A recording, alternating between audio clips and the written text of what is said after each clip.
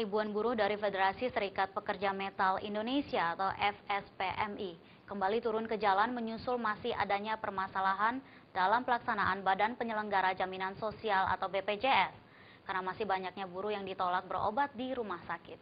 Ribuan buruh mengepung gedung Mahkamah Konstitusi dan Istana Negara dengan melakukan long march dari Bundaran HI Jakarta Pusat.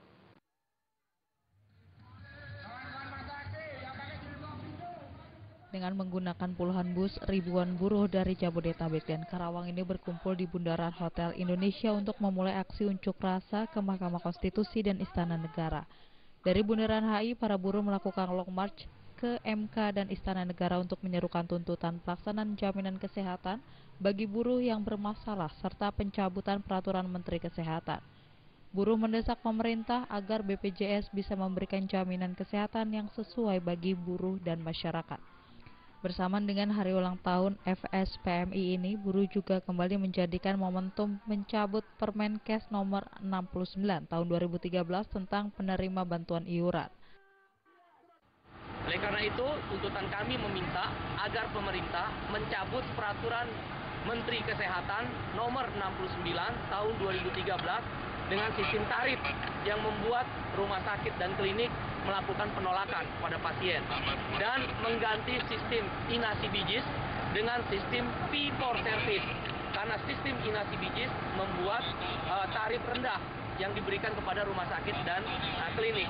Nah, program jaminan kesehatan ini harus berjalan sesuai Undang-Undang BPJS dan Undang-Undang SJSN, berlaku untuk seluruh rakyat, semua penyakit dan seumur hidup.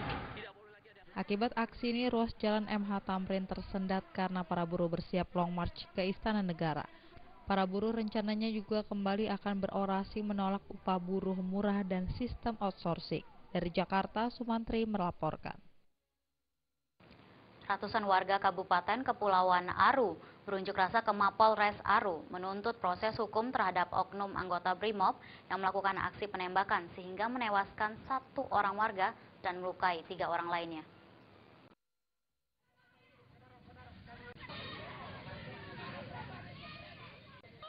Ratusan warga Aru ini mendatangi Mapolres Aru dengan berjalan kaki. Di halaman Polres, warga mengamuk dan meminta pertanggungjawabkan polisi atas insiden penembakan terhadap warga Desa Masia. Warga meminta oknum BRIMOB yang melakukan penembakan segera dipecat dari kesatuan dan diproses hukum.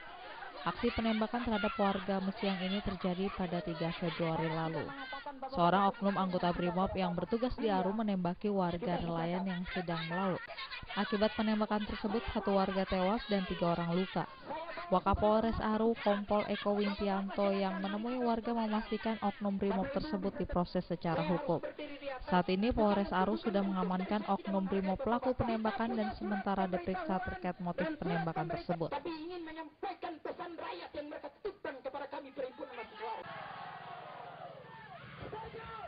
Usai melakukan aksinya, warga kemudian membubarkan aksinya dan akan terus mengawal proses hukum terhadap oknum anggota BRIMOB pelaku penembakan warga tersebut.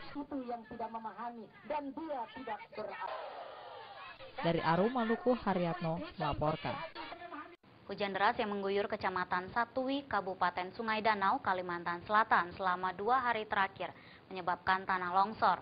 Longsor terjadi di kilometer 160 jalur Trans Kalimantan yang mengakibatkan 5 rumah tertimbun material tanah.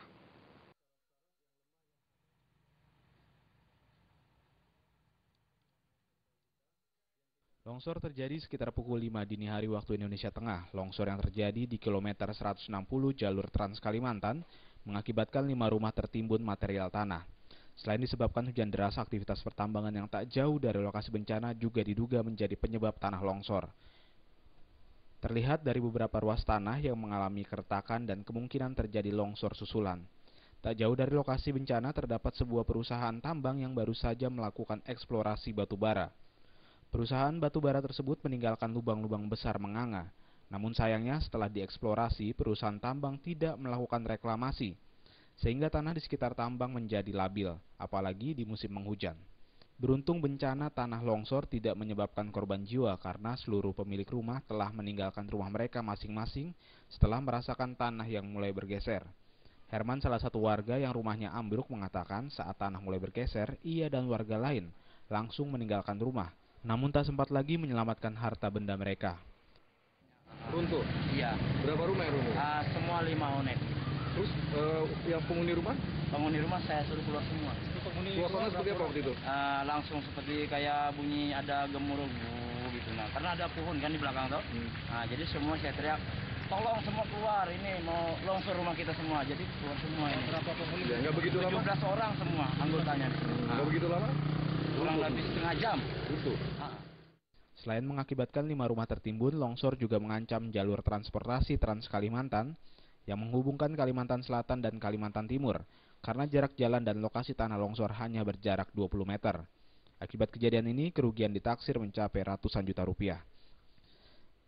Dari Kalimantan Selatan, Andi Muhammad Aswar melaporkan.